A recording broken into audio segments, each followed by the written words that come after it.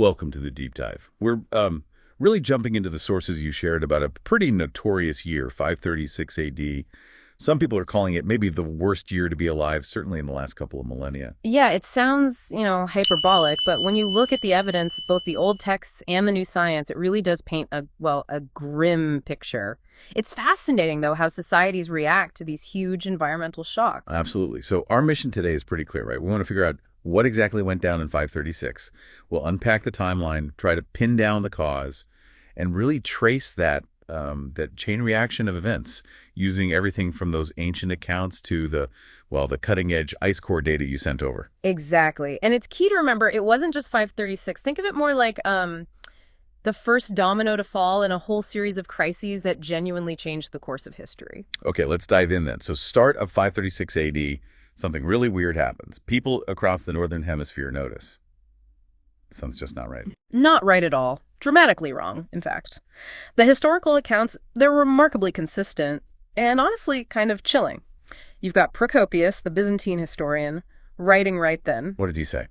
He wrote, "For the sun gave forth its light without brightness like the moon during this whole year." An entire year. Like the moon, so weak, dim-like. Exactly, he continues. And it seemed exceedingly like the sun in eclipse, for the beams it shed were not clear, nor such as it is accustomed to shed. Basically, the sun looked wrong, felt wrong, for 12 solid months. Wow. Imagine the fear. And Cassiodorus, the Roman senator, he saw it too. He did. His descriptions add more detail. He talked about winter without storms, spring without mildness, summer without heat, just relentless abnormal weather. He even described the sun having a bluish tinge. Bluish, weird. Yeah. And no shadows. Yeah, he noted a lack of shadows at noon, which is just eerie. And even the moon, he said, had an excessive color, whatever that meant. But clearly, things looked fundamentally off in the sky. And it wasn't just Europe, right? The sources mentioned China too. That's right. The Chinese annals for the same period record very similar things. Strange stuff happening in the atmosphere, lack of sunlight, and critically, drought. So it's global, or at least hemisphere-wide. Something up there is blocking the sun. And the Irish annals, they cut straight to the chase, don't they? They really do. Very direct. They mention a failure of bread from the years 536, 539. That tells you straight away this wasn't just some weird light show. No. It hit people where it hurt most. Yeah. Their food supply.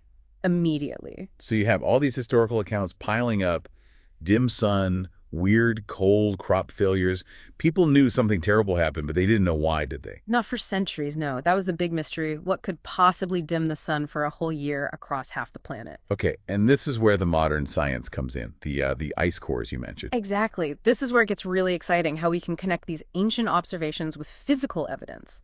Scientists drill these incredibly deep ice cores in places like Greenland, Antarctica. And the ice traps stuff from the atmosphere, layer by layer, like tree rings. Precisely. Each layer is like a little time capsule of the atmosphere for that year. They trap dust, ash, chemical traces, including sulfate aerosols from volcanic eruptions. Ah, okay. So they looked at the layer for 536. It did. And bang, they found a massive spike in sulfate deposits and volcanic ash particles. Undeniable evidence of a huge volcanic eruption right at that time. The sun wasn't dimming on its own. Something physical blocked its light. And that something was volcanic ash and aerosols. Yes, vast amounts of ash, dust, but crucially those sulfur aerosols. When a big volcano pumps sulfur gases way up into the stratosphere, they react with water and form these tiny droplets, sulfate aerosols. Yeah, and those block sunlight. They're incredibly effective at reflecting solar radiation back into space before it can warm the Earth. That's what causes a volcanic winter. Right. Makes sense. And the ice cores showed this wasn't just any eruption. No, this was big, really big. Timed perfectly to the start of the strange phenomena described in 536. Now, the location. Yeah. The sources mentioned some debate about where this volcano was. There was debate for a while, yeah. People proposed sites in North America, Central America, but some really recent, very high-resolution analysis, especially of volcanic glass shards found trapped in a Swiss glacier. Glass shards. Yeah. From the volcano. Exactly. Tephra. They analyzed the specific chemical makeup of that glass, its unique fingerprint, basically, and that fingerprint strongly matches volcanoes in Iceland. So Iceland looks like the culprit for that first big one in early 536. The evidence is pointing very strongly that way now, yes. Yeah. It's a fantastic piece of scientific detective work connecting microscopic glass fragments in European ice to a specific volcanic region. Okay, so let's trace the chain reaction. Iceland erupts massively early in 536. Aerosols fill the stratosphere. The sun dims. What happens next immediately on the ground? Well, the first and most direct impact is the temperature drop. It was sharp and significant. Estimates for summer temperatures in parts of Europe, for example, suggest they fell maybe 2.5, even 2.7 degrees Celsius below the norm. That sounds like a lot for a summer average. Yeah. And combined with less sunlight. It was absolutely devastating for agriculture. Plants need warmth and light. You take both away, especially during the growing season, and you get widespread, catastrophic crop failures. We're talking Europe, Asia, the Middle East, vast areas. Which explains the failure of bread in Ireland. It wasn't just them. Not by a long shot. It was a continental-scale disaster for food production. And the human cost. Hmm. The sources are pretty grim. They are. Famine was the direct, unavoidable result, and famine breeds desperation.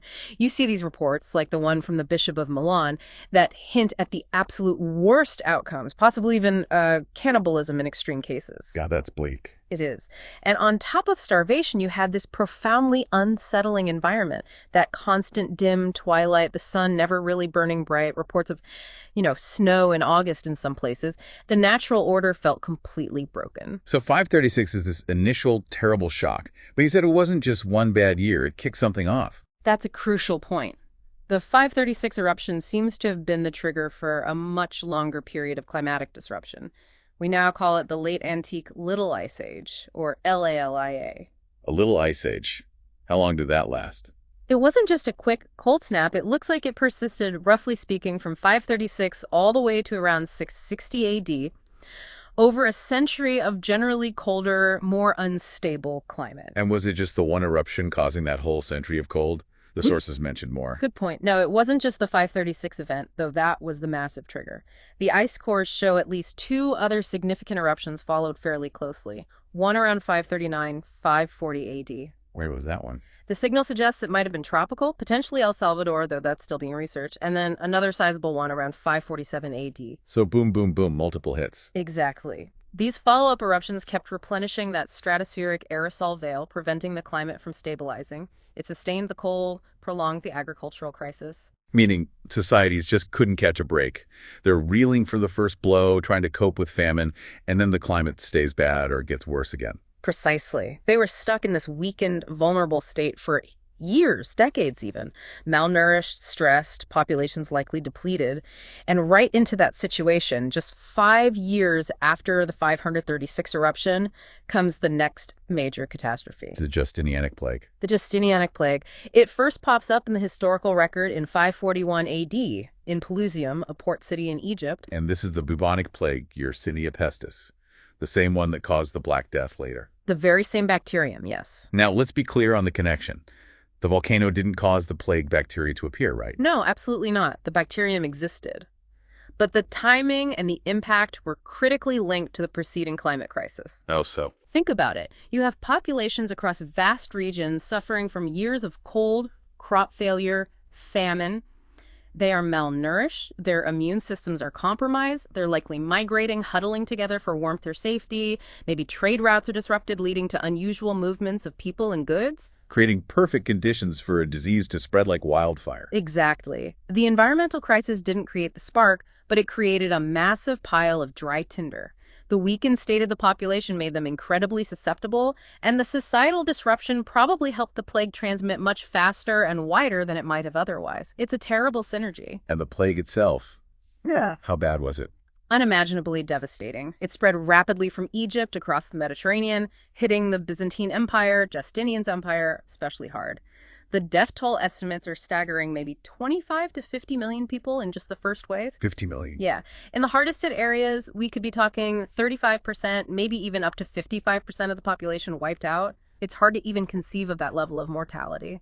And like the climate issues, This wasn't just a one-off plague outbreak either. No, that's another crucial factor. The Justinianic plague wasn't a single event. It became endemic, returning in successive waves, roughly every generation or so, for the next 2 centuries. So no recovery time. Very little. Every time populations might start to rebound, another wave of plague could knock them back down. It put a long-term brake on demographic recovery and economic activity on top of the already challenging climate. Okay, let's try and pull these threads together. We start with the dim sun in 536. Trace it forward. What were the really big long-term consequences of this double whammy of climate disaster and plague? They were profound. They really reshaped the world, particularly around the Mediterranean and in Europe. Think about empires. The Byzantine Empire under Justinian had these grand ambitions to reconquer the West. But the massive loss of population, the economic chaos caused by the plague, and the ongoing climate issues, it just gutted their resources, their manpower. It fundamentally limited what they could achieve. Their great rival, the Sasanian Empire in Persia, was also hit hard, creating more instability across the board. And beyond the empires, just the people, the populations. You see a massive demographic collapse across huge areas. This leads to land abandonment, depopulation, and into those emptier spaces, you see new groups moving. It contributes significantly to what historians call the second wave of the migration period in Europe. Groups like the early Slavs, for instance, expanded dramatically during this time, partly because there was simply more room. Makes sense. And the economy. If you lose half your people and can't reliably grow food, The whole system gets turned upside down. Complex, long-distance trade networks faltered or collapsed. Labor became incredibly scarce, driving up its value. Land, in many places, might have become less valuable because there just weren't enough people to farm it. You see a definite shift towards more localized, subsistence-based economies in many regions, survival first. what about sort of the psychological impact? Living through years of darkness, cold, famine, and then watching millions die of plague. It must have been terrifying, apocalyptic even. People would have struggled to make sense of it. Often it was interpreted through religion as divine wrath, punishment for sins, maybe even the end times. We see some archaeological hints too, like you mentioned earlier, the increase in gold hoards being buried in places like Scandinavia around this time. Like offerings. Or just hiding wealth. Maybe both. A response to extreme crisis and uncertainty, perhaps trying to appease angry gods, or just securing assets when society felt like it was collapsing. It suggests a breakdown of normal life. And how does this all feed into that traditional idea of the Dark Ages in Europe? It's a loaded term, I know. It is loaded and maybe oversimplified, but you can't deny that this period of crisis contributed significantly to the changes we associate with the early medieval period. The decline in large cities, the fragmentation of political power, maybe even impacts on literacy and large-scale building projects. This combination of climate shock and pandemic definitely played a role in that transition away from the classical world. Though maybe, eventually, people adapted. Did the crisis force any innovation?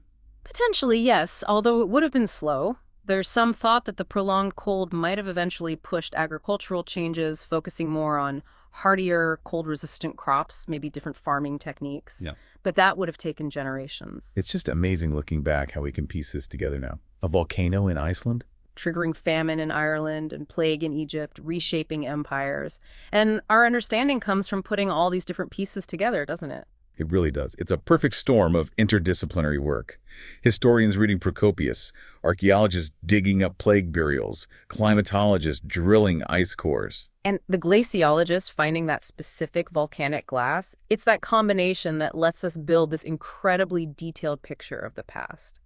Those ice cores seem absolutely central to cracking the 536 mystery, connecting the historical accounts to a physical cause. They are the key, really, providing the dates, the evidence of the eruptions, confirming it was a global-scale atmospheric event.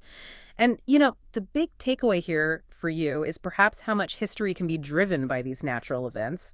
We often focus on kings and battles. Right. But sometimes a change in climate, invisible forces high in the atmosphere can be far more consequential in the long run. It's a powerful reminder of the environment's role in human history. It certainly is. Okay, so just to quickly recap this whole deep dive into 536 AD, we started with that massive volcanic eruption, probably Iceland, early in the year.